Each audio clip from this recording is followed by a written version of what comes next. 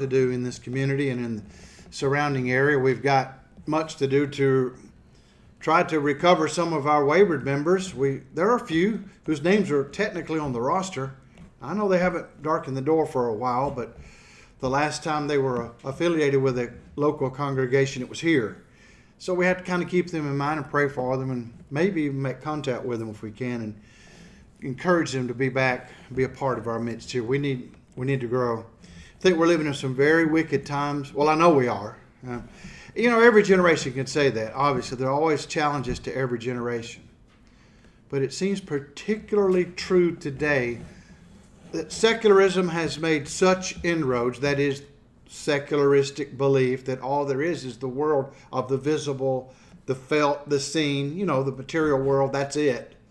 It's so pervasive that it has infected the churches of Christ. Many of us, I think, rather than, sharing the sentiments of that sublime hymn Jesse just led us in a while ago, thinking of saying, Alleluia, which is in the Hebrew, it means praise Jehovah, praise Yahweh, Jehovah.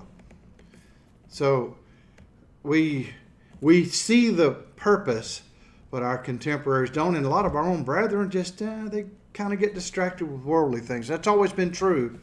Worldliness, this world, the things of life, physical life, have always been in the way, but it seems especially so now.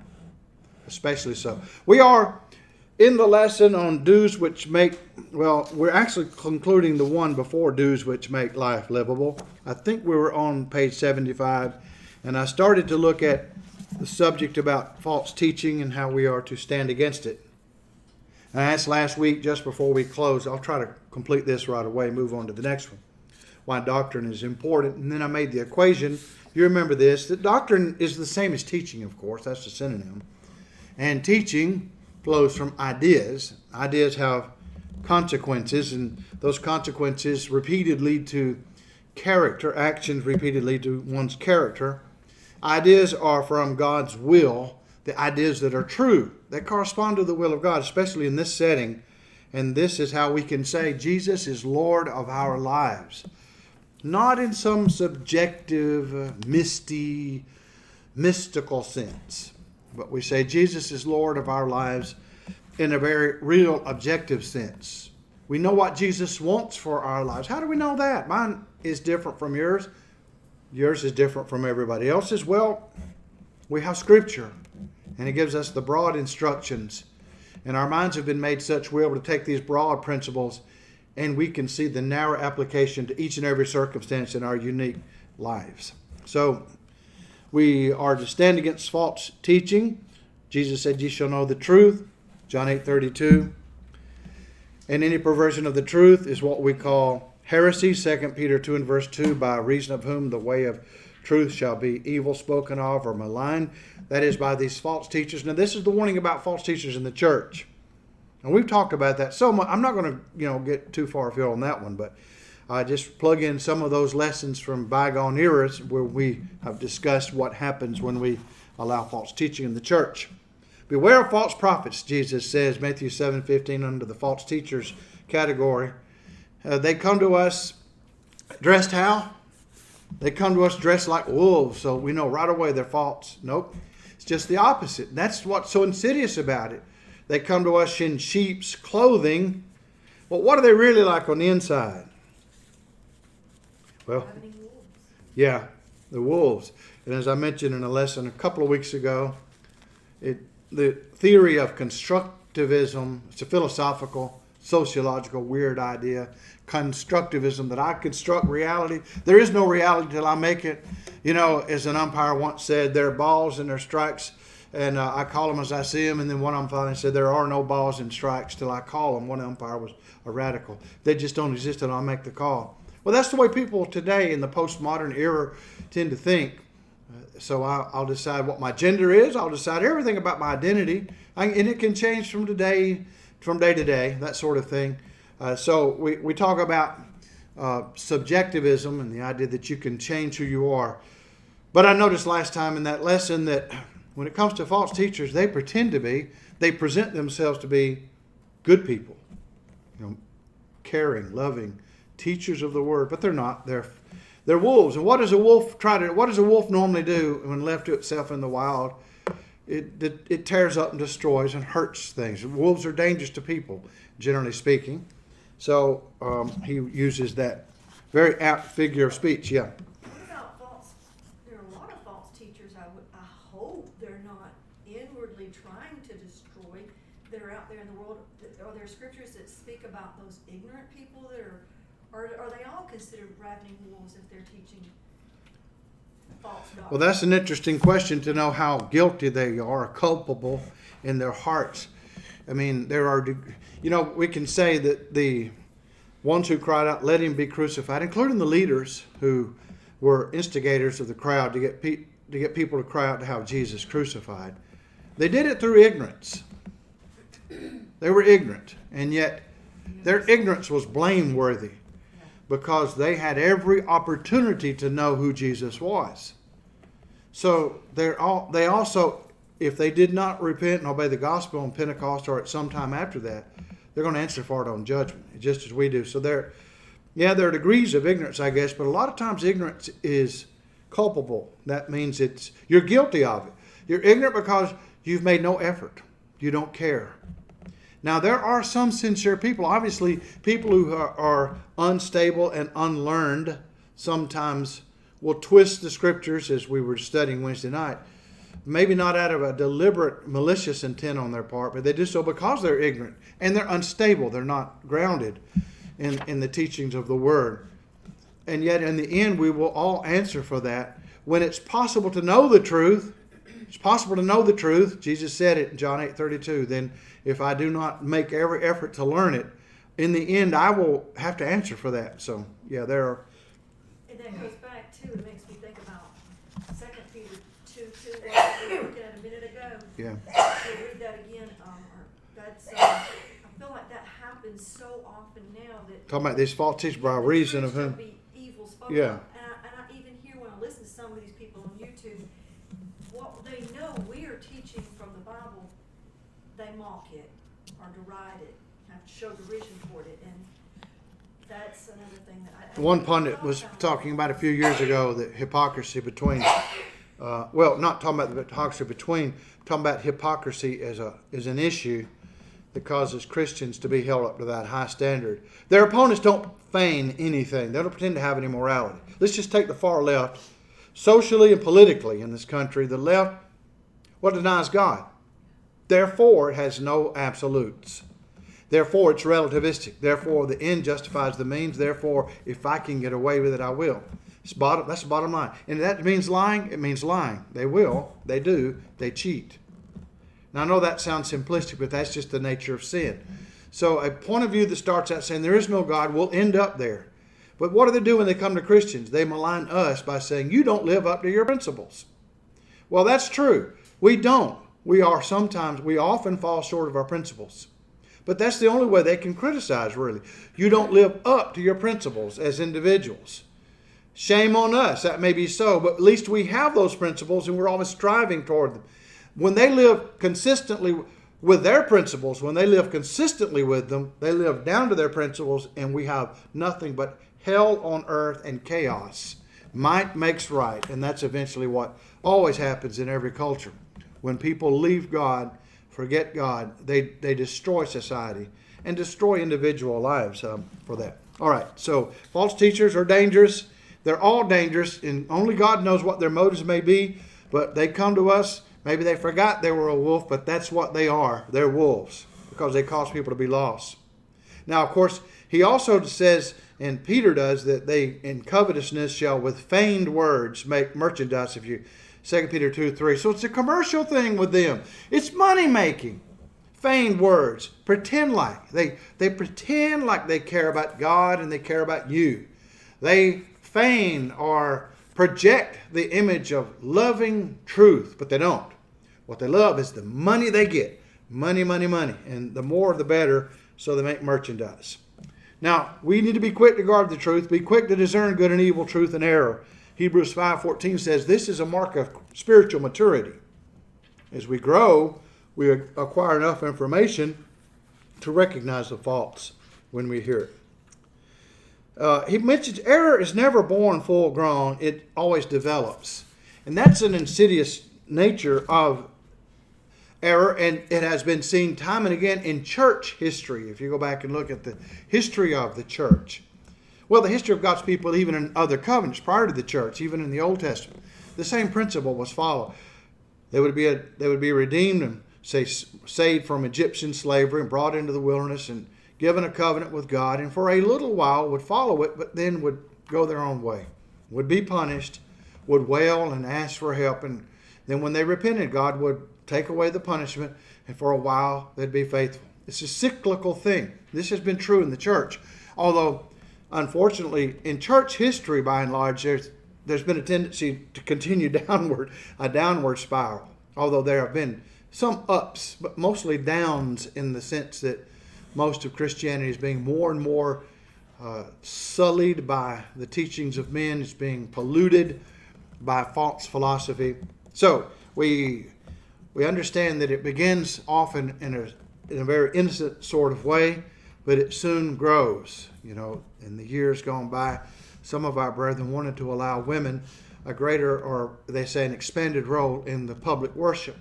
So they might have women who are involved in distributing the elements of the Lord's Supper. And somebody says, well, that's just service. That's just service. She's not leading the prayer. A man will lead the prayer, but she's involved in distributing it. And people get used to that. They get inured or desensitized to women in that position. And then eventually, well, he may nod at her and she might lead the prayer. It's just one step at a time, little by little. You accept the women who are involved in this, although you could argue it's just a matter of service, but many people view it as a matter of a leadership role within the worship assembly. It looks like a leadership role, involvement in that public way. And once they get used to that, then they move on to the prayer. And then from that prayer, it may be later the opening prayer, because if you accept her leading a prayer at the Lord's table, why would she not lead? Well, the closing prayer, maybe then the Lord's Prayer. And eventually you know where she will end up. And this is the tendency, and that's just one simple example. I'm not here to debate that question, but just to illustrate how in churches of Christ we see this going on right now. And many congregations are in various stages. I know you don't want to talk about that and debate that issue, but I was just sitting here thinking, if we go by the divine example of how the Lord's Supper was passed out, the Lord himself, a male, distributed or passed it around on the last supper. So I think there's biblical example of who should do it. The men. It was obviously a man. Of course, Jesus isn't here, but to do it. But I don't know if that has anything to do with that or not. I know you don't want to debate that, but no, I don't want to debate that now. But I think it. I would argue it may be difficult to say it's absolutely unscriptural. In other words, she goes to the refrigerator, she puts all of it in, she brings it out, puts it up here, but she's not allowed to pass it out. All right. pass it out in the seats too. Well, we say what we're trying to do is we're trying to not cross a barrier in people's minds. In the barrier, I know you could argue all day long. I've heard these arguments on the other side by those who usually have an agenda. They will argue it's just a matter of service. It's not a leadership role. But most of us still view it as a kind of leadership role. Besides, leadership itself is service. You really can't separate those two things. And even when a man is leading the prayer or he's leading the singing, that's an act of service. Should she be leading in the singing? See, the whole tenor of the New Testament is that women are to keep silent in the churches. They're not to take a predominant role within the worship service. That's not us. That's Bible. And if we accept the Bible without quibbling, then we want to practice that way and not cross those lines. We don't want to do that. So anyway, that's enough on that. That was simply an illustration. We need to move on some other things, but it tells us how it's progressive in nature or degenerative in nature. False teaching is. So we are to contend for the faith, Jude 3. Earnestly for the faith once delivered. Some have the idea of peace at any price. We don't want to be contentious, but contend. And there's a difference. Jesus said, I came to bring a sword in Matthew 10:34 down to 38. I didn't come to bring peace on earth. But Lord, we misunderstand. We thought you were the Prince of Peace. Of course he is. His chief purpose when he came into the world was to bring what? Truth. And what is truth? The Word of God, and it is a two-edged sword. Jesus brought a sword into this world. Christianity is a sword to all the wisdom of this age and to every age that is steeped in just the material, physical realm. Take care of doctrinal purity from the pulpit. He says, point 3 on page 76. A church cannot be stronger than its teaching program. Now, of course, he cited Revelation 2:2, thou canst not bear evil men. The church there at Ephesus even tried them that called themselves apostles. That day they thought of themselves as an apostle. Hey, today I'm an apostle. No, you are not, objectively. How did they find that out? Well, certain things.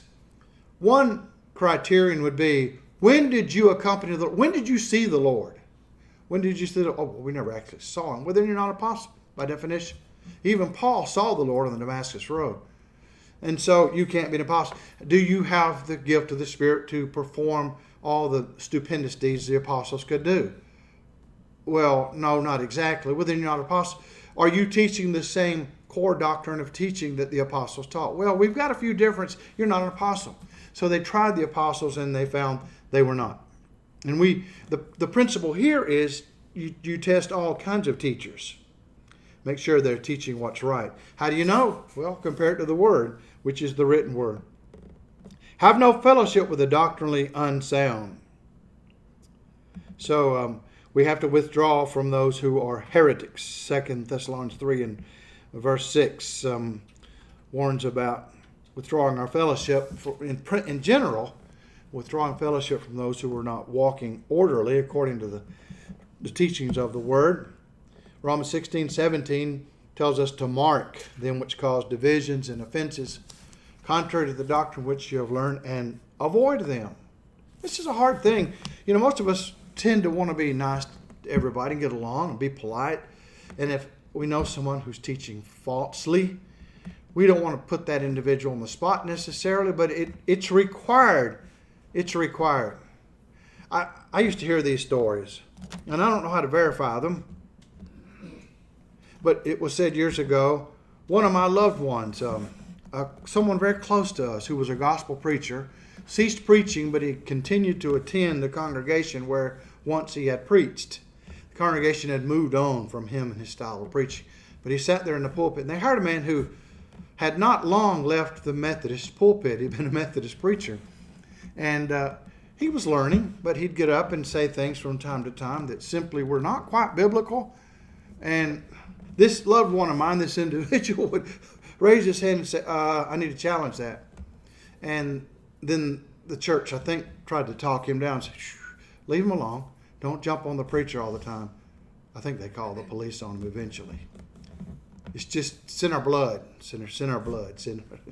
So I always remember that sad. He was one of our sad relatives who died young, a very sad life, but he was a great, extremely intelligent gospel preacher. Made a lot of charts. He used to draw charts and so on. But anyway, this happened in our area, by the way, about 20 miles from where we are.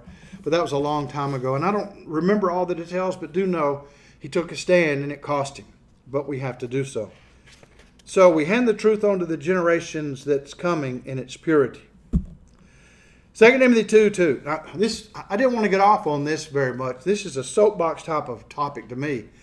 It's hard for me to get away from because it steps on my pet peeve. And the things which thou hast heard of me among many witnesses, the same commit thou to faithful men who shall be able to teach others also. So we perpetuate the truth. Now, what's my pet peeve? Well, it's being able to teach young people. That's a precious commodity. Well, the young people are, and the ability to teach is a rarity. We don't get much time with them. When you get to be our age and you're a grandparent, you realize youth is fleeting, it's ephemeral, and it's here but for a moment, and then they're grown and gone. They're grown and gone out of the home, or many times out of the church, or out of our orbit, out of our influence. So you're thinking about, well, 12 years in school, 12 years is just but a drop in the bucket. That's not long. 14. Pre-K. Oh, well, if they go to pre-K, okay. 12 years of school, basically, and then you've got, well, you could count maybe 6 years prior to that, and then they're gone. You lose them. And at church, how many weeks do we have? In 52 weeks out of the year, how many times are they here? Well, not every time. Sometimes they're gone for different reasons. So you may get them, 45 times out of the year. And then how long do you have them? Well, Sunday morning you have them maybe 45 minutes. Wednesday night, 45 minutes. Put that together. Maybe an hour and a half a week. Not every week. So you could say maybe 70 hours, 65 or 70 hours for the year. Is that right? I don't know if I'm doing my math right here. Take an hour and a half a week. Say they're here every time, 52 times, hour and a half. Well, you're talking about 75 hours or so. Now, compare that to 1 week in the public schools, and they're there, 6 hours a day? 6 to 8 hours a day? 5, that's 40, at least 30 hours. They're in a class at least 30 hours a week. So, in 1 month. In 2 weeks, they have almost. In 2 weeks, they've had almost as much time in that environment as they get total in the church setting for the entire year. Now, I bring that obvious fact up because something is happening and we are losing our young people. We are. Not everyone. Obviously, there are some beautiful, wonderful exceptions to that sad rule, but that's the rule. The rule is something you can't really gainsay. You can be sad about it and you can try to ignore it, but the rule is the rule. Kids grow up, they go off to college, or they get married and get jobs, move away, and they a lot of times never go back to the Lord's church again. They just cease going. Various reasons for that, but mainly it has to do with our failure to indoctrinate them well when they're young and teach them. We try, but you got an alien world that's, it's and it's very strong, very pervasive, and it's ever present. It's with them all the time when we're with them just a little bit during the year. So that's part of the problem. So my pet peeve is we need more teaching. We need more private Christian schools. We need more homeschoolers as well. That's a good substitute. But I like the idea of a private school. I'm a product of a private school. I'm thankful to have had that opportunity, although I'm not thankful for that particular school where I graduated in Norcross now because of what they have become. See, here's another problem. Brethren will sacrifice hundreds of thousands, if not even into the millions. Literally, it takes that to buy property, to build nice buildings, to hire the teachers, the qualified teachers who would get paid pretty well in the public schools. They'd be set for life if they stayed there, but they make a sacrifice. They move into the private school setting where there's not as much security, not as much money. They take a huge cut in pay, but they do it anyway out of love for the kids. It's just love for the profession, what they're trying to accomplish. So you build up those works, and you do so around this one core idea. We want to teach them the Bible, God's Word, and fortify them against all the evil and the secularism of our time and the immorality and so on. That's the core principle. But it takes money, and then it takes more money. Money to keep it going, to keep the lights on and so on. And tuition, unfortunately, won't cover it all. In fact, it's just a drop in the bucket. And then if tuition is too high, you defeat your purpose. You're trying to get everybody who wants to go to that Christian school involved. But they can't all come because their parents just can't afford to pay the tuition. So if you can't get the tuition, you've got to get the funds elsewhere. And there are well-meaning people in the community who step in and they will make some contributions. And sometimes they're not members of the Lord's church. They're not a part of that original charter for that Christian school. They come from a denomination, but they've got the resources, and boy, the schools desperately need it, so they take it. But there usually are strings attached. It's kind of like watching a Three Stooges short when they throw out a billfold and people come by and there's a string attached and they try to steal the billfold. The string's attached. And it's obvious. Why would some denominationalist give to that work unless he or she expects something in return? Just a little bit of watering down of the hard edges of the truth. So in your Bible classes, you've been talking a lot about baptism for the remission of sins, but you see, We don't believe that in our church, but we're willing to help you out and give you money. We want our kids to go there too. You need more students. We've got the resources to pay the tuition and make special contributions on the side, but you got to accommodate us. So the administrators, pragmatists that they are, often begin to accommodate. And what happens is, little by little, as we talked about before, little by little, you look back and after several decades, it's not the school that they started out with. It's not its original purpose at all. That's so sad. So I said I shouldn't have got off on this too much. This is my pet peeve. What's the solution? Well, you could say in the abstract, have more public school teachers who are good Christians, who are not stupid and who won't join teachers' unions. I'm going to be frank about it. They join teachers' unions, they're not good Christian teachers. Then that's my opinion. So that's not a Bible class. That's my opinion. Two good Christian, teachers unions that are not liberal. Well, I'm thinking about the standard teacher unions that everybody knows about, because those are usually very destructive to Christian morality. Well, that's one idea. Have more and more Christians to just inundate the public school system and to buck the system, go against the administration, teach creation instead of evolution. Plant some ideas in the kids' minds, contrary views, to help them think of how life was designed. And weather the consequences. Be willing to take the consequences, whatever they may be. That's one way. But another way would be Christian schools. Another way would be homeschooling. But another way is what the Jews in New York, I understand, used to call compensatory classes. I've mentioned this several times, just to remind us. The Jews in New York obviously were concerned about their family and religious traditions, and their children would go to the public schools in New York, and they knew what the dangers were, what they would be hearing there.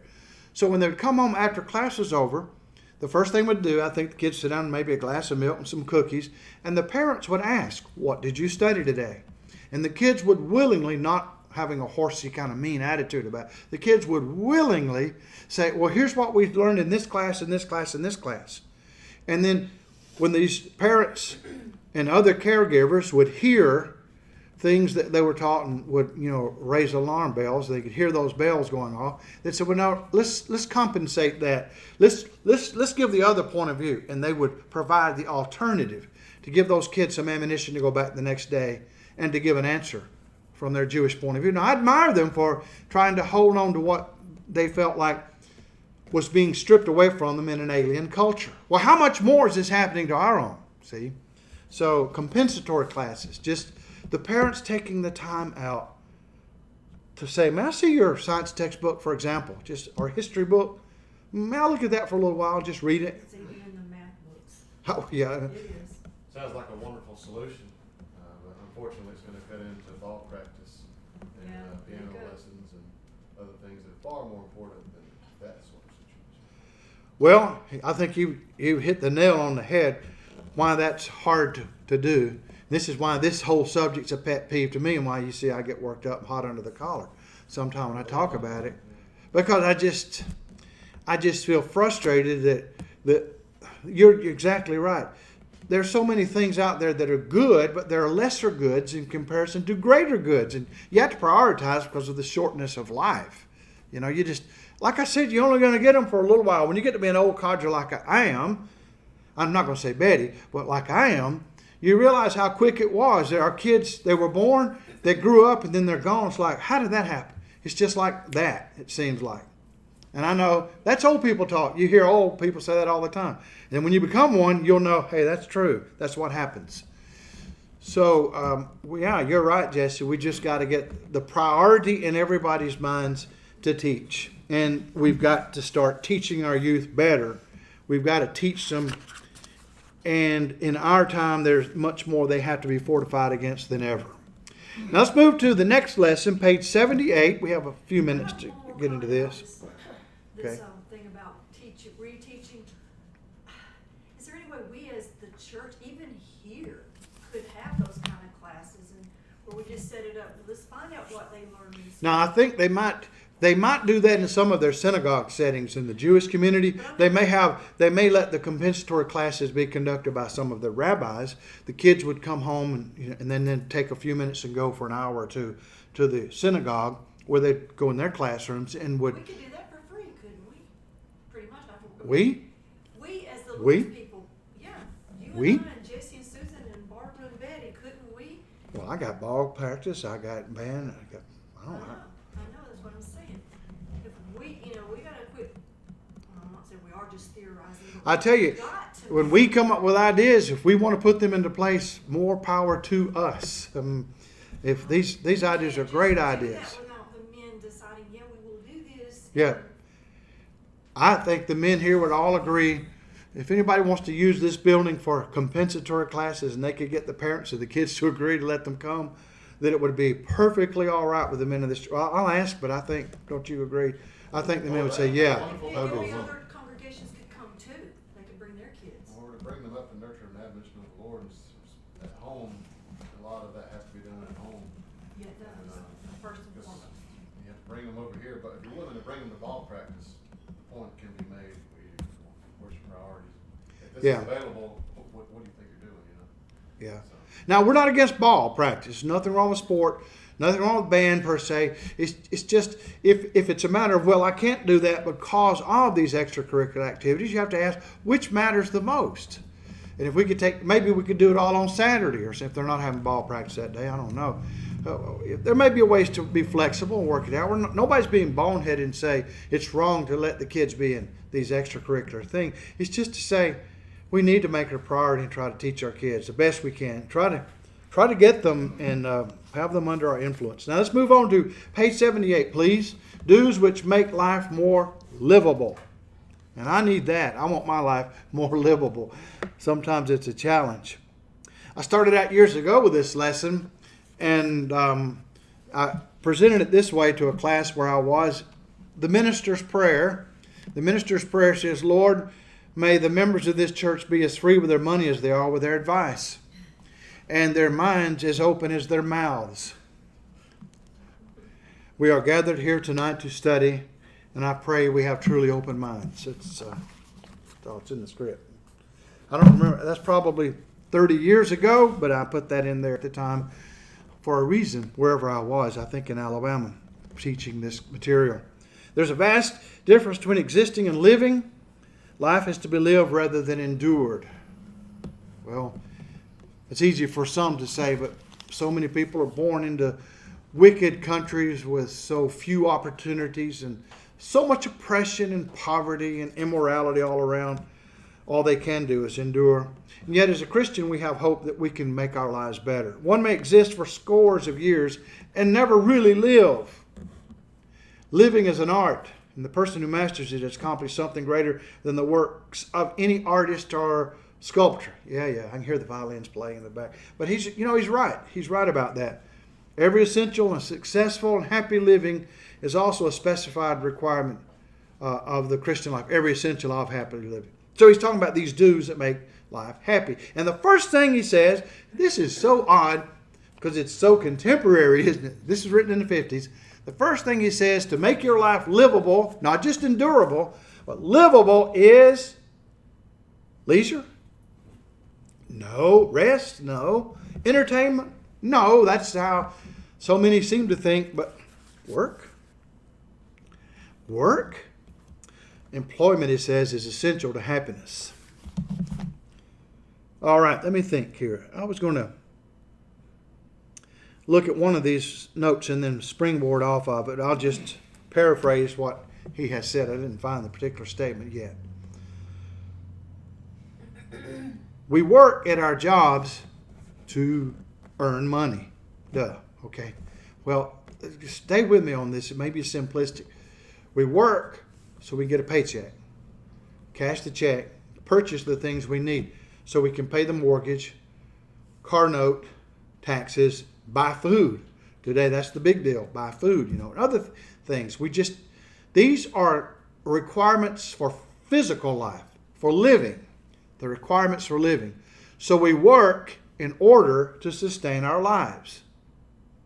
Now, there are other reasons too. Some people work, and after they've accomplished that and they've taken care of the basics of food and water and whatever they need, they want to move on to other things that make life enjoyable from the world's point of view, fun and games and so on. But we work to keep our lives going. Why do we keep our lives going? Well, so that we can continue to work. So we work so that we can stay alive, and we're alive so that we can keep on working. There has to be something to break that vicious cycle, and there is. It's the Christian message. See, that's all the world has in the end. And life, when one comes to the end, has not really been worth the living. It has really been meaningless. I was just watching again that tired old movie, Bridge Over the River Kwai. I mean, I know we've all seen it probably 100 times. I have, 100 times I think. Maybe 150. Saw it again last night, and at the end, the British commander is talking to his Japanese captor, Colonel Saito, and he says to him, I've been in the military for 28 years of my life, and I come to near the close of my life, and I wonder if I've actually accomplished anything. Has my life really been worth it? What has been its reason? Have I made any difference in the world? He was proud of himself because he had just collaborated with the enemy and built a big bridge over the River Kwai for enemy troop trains. And the next morning, the Allies blew it up. Anyway, has my life been worth anything? No, yours was absolutely useless. So that's the answer in that movie. Now, everybody asks that question, I think. If we don't, something's wrong. We're not human. If we don't ask that question, why am I even here? What purpose do I serve? My life. Well, I work so I can earn money, so I can stay alive, so I can work. Something has to be a greater good than that, and there is a greater good. What is the way that I think we can define the greatest good is to look at the flip side and ask, what is the greatest evil that could ever befall a human conceivably? What is the worst thing could ever happen to a human being? Being lost. Being lost. And that means? Going to hell. That means going to hell. I know that's stark, but that's what that means. The worst thing that can happen to anybody is to be lost. I don't care what else you say, all the other issues you could bring up and all the other hardships. Nothing compares to that. And of course, this is why Jesus asked the famous question, what shall a man give in exchange for his soul? Mark 8:36 and 37. For what shall it profit a man if he shall gain the whole world, George Soros, and lose his own soul? Or what shall a man give in exchange for his soul? Well, what's the answer to that? What can you give in exchange for your soul? Nothing. So our Lord, I think, supports my conclusion, the ones we came up with. The worst thing that could ever happen to anybody is to be lost, to go to hell. So what's the greatest good? If that's the worst thing, then what's the greatest good that could ever be accomplished? To be saved. Go into heaven. And how does that happen for individuals? How do individuals learn to be saved? Through the Bible. The Word of God. Yeah. Through the foolishness of preaching. Now you're just now brought in a third party. Not just God in the center. Now you brought in a third party. You didn't. Paul did. You quoted 1 Corinthians 1:21, the foolishness of preaching. The third party, that's me and that's you. That's all of us. We're those who preach the word. Whether we're formerly the pulpit men or not. That doesn't matter. We serve as the preacher or the minister. So what's the greatest good I can accomplish in my life? This ought to be pretty simple. Bringing someone to Christ or bringing multiple people. But I've got a job to do. I've got work. I've got to earn things. Well, that's true. Well, why are you working now? Why are you earning to keep your physical body alive? Is it just so you can continue to work, to stay alive, to work? Is it a vicious circle? No. What is the purpose of your life? What's the greatest purpose in life? To serve God and keep His commandments. And specifically, what is the greatest purpose I could serve? I mean, that's general to serve. To fulfill the Great Commission. Huh? To fulfill the Great Commission. Which means doing what? Teaching the lost. Bringing the lost to Christ so that they won't die and be lost. So again, I say, when we're looking for a purpose in life, Christianity provides a reason to live. Come right in. It provides purpose. Atheism does not. I was just watching one of my sailboat videos the other night about an Australian young man who sold everything he had and bought a nice boat, and he had traveled all the way from Europe towards Central America to Panama. He was going to the Isthmus of Panama. Only about 17 kilometers away from the Isthmus of Panama, he was a stupid Aussie. I had to say that. And if he ever hears me, he knows he was stupid. Because whenever you're solo sailing, you never get on the high seas without trailing a rope, about a 300-foot rope, a floating rope. You have a floating rope because if you fall off, the sails are set, the ship's not going to stop for you. If you fall off the boat by yourself, it's going to keep going, and you can't catch it. But if you're trailing a rope, you can grab it, and that saved lives. And the ones who die, generally, they don't trail a rope. He was not trailing a rope, and he fell off, and the boat left him, and he was just treading water in the middle of the ocean. Now, luckily, he lived because the currents helped him, and he was able to swim and backstroke for 10 hours or more. He'll end up on the mainland somehow. He saved himself. But he's telling a story. This is why I bring this up. He's telling a story. He said, well, I was looking out at the stars at night and knowing these are shark-infested waters. It was called Cabo Tiburon. That was the name of the area was. Cape of the Sharks. He said, I was treading water, and he said, I was looking at the stars. He said, no, I don't believe in God or anything. I don't believe in a religious God, but I prayed. I was praying. I thought, you're praying and you don't believe in this? I prayed to the universe, he said. I prayed to the universe. But I thought, that's not an unusual thing at all. Not unusual. So many seculars. Of course, places like Australia, rife with secularism. We've just abandoned places like that. New Zealand, Australia, Great Britain. Now, Ireland's a pretty Catholic country still, I think, but there's a lot of secularism there. But I'm saying Great Britain, I mean England and Wales, Scotland. But what we're saying is that the English-speaking world now is just abandoning its Christian moorings. So I bring that up to show how this guy had no purpose in life, but just to have fun and games. Just to play around and go around and see what adventures he could find in a boat. Well, his thought process was he was looking for something more. But, the obvious refusal for that to be God. That's how a lot of people are. They want to eat, sleep, wake up, repeat like you were talking about. What's the meaning of life? But deep down, they want something more because it's just the same mundane thing. But it can't be God because He requires specific commands and rules that my sleeping arrangements can't handle that, and this, that, and the other. Okay, now you're talking about the sleeping arrangements. That's how the worldly mind tries to find some meaning, some minor meaning, or some diversion. It's not so much meaning as it is diversion, the pleasure principle, hedonism. So they live to work and they work to live, but then they want to have a day off or so, or 2 or 3 days off. Now it's 3 or 4 days off a week, and so they can play, and drink, and do dope, and run around with women, or the women with men, and so and all kinds of horrible things are happening in our culture. These are to dull their senses from facing the reality of a purposeless, meaningless life. Meaningless if there is no God. But if God is, it's the most meaningful life. Every life is meaningful, infinitely meaningful. There's a reason for it. So I bring that up, and I shouldn't have gone too far afield with that. Some of that I was planning to deal with later on in the worship hour. But I do notice work is an essential. And work, we are to be employed to be happy. The unhappiest people in the world are those who have nothing to do but have a good time.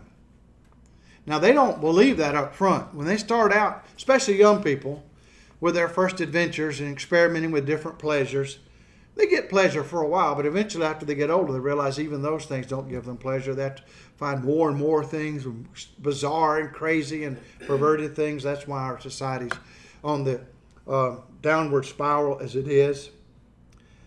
Idleness explains the discontent and bitterness of many, both the rich and the poor.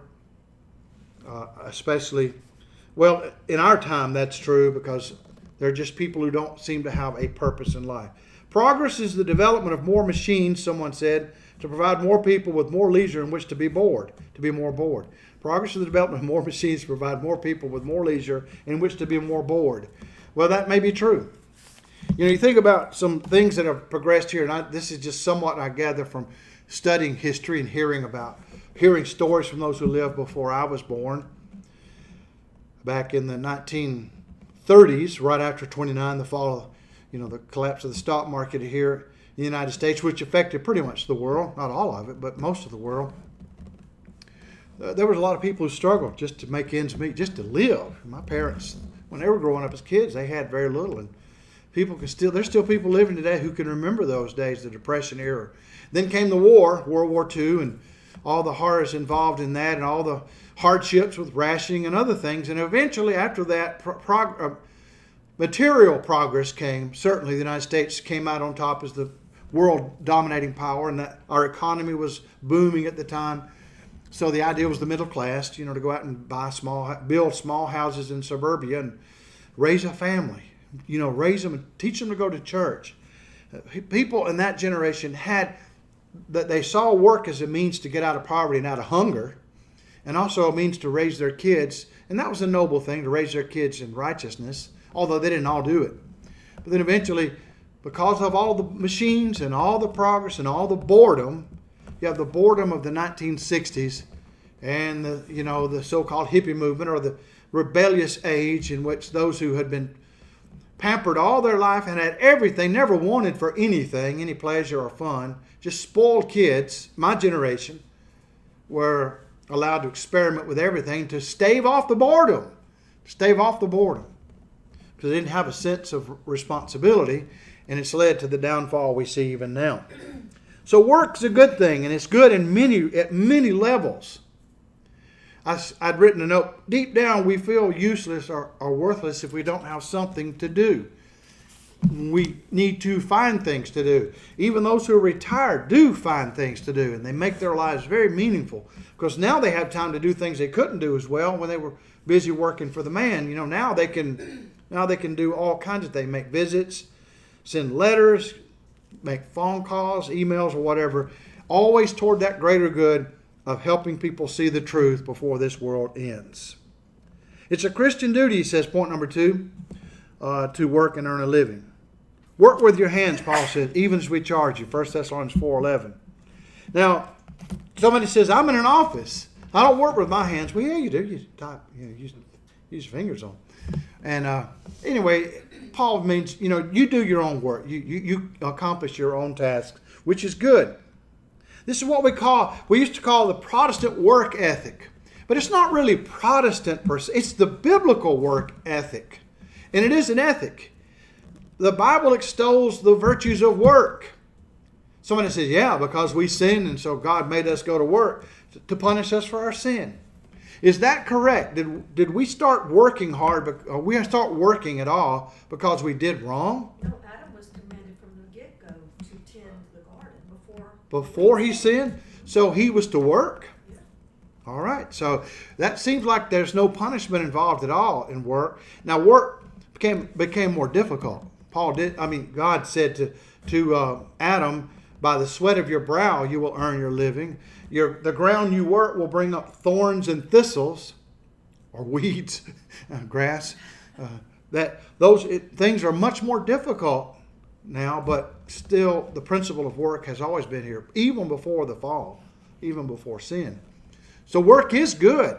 Work is good of itself, especially work that's multi-tiered. It's stepping stone work. You're doing this today to accomplish that tomorrow, to acquire this, so you'll have time to do that which really matters. What really matters. Always, as you said, serving God, serving fellow men, because fellow men are God's creatures. How do I best serve my fellow man? What's the greatest thing my fellow man needs? Handouts? There's something we need to talk about here. I think he mentions that, if I'm not mistaken. Oh, number 2, right in the middle of point number 2. After the statement of 1 Thessalonians 4:11, he has this sentence. Christians are commanded to discourage indolence and begging by refusing to feed those who were unwilling to work for a livelihood. Now think of that.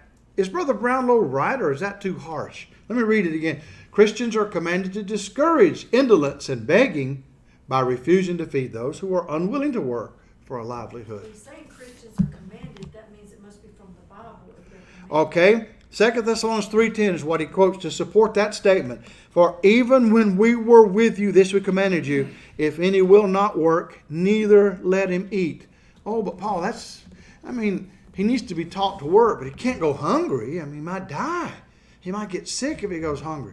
Paul said if he won't work, he shouldn't eat.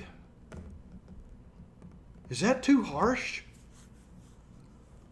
Now, sometimes people try to work. They're really trying, and, they're in between. Things happen. They've lost their job, and they're moving to another one. There are extenuating circumstances. It's not because people are indolent, not because they're lazy, but bad things happen, even to the most industrious of people. That was one issue I used to have with the late Rush Limbaugh. I always liked to listen to his radio presentations, but every once in a while I thought he left unsaid what I would have said had I been on the topics he discussed. At times he would talk about, come right in. Hey, good to see you.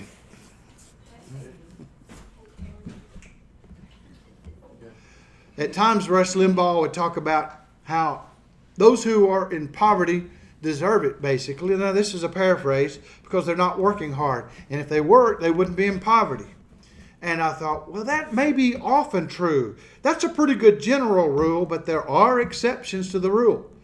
There may be times I'm working my head off, working just as hard or harder than my neighbor, and I'm suddenly struck down with a disease beyond my control, and I can't work, I'm disabled.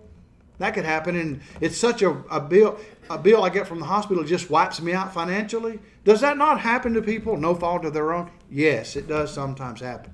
So I think Mr. Limbaugh would have recognized that when he was living. It happened to him eventually. Of course, he was well-to-do and able to do all he could for his treatments. But it is to say sometimes tragedies strike out of the blue, and they don't have to do with our being lazy or refusing to work. So in our lesson, we're winding this up now.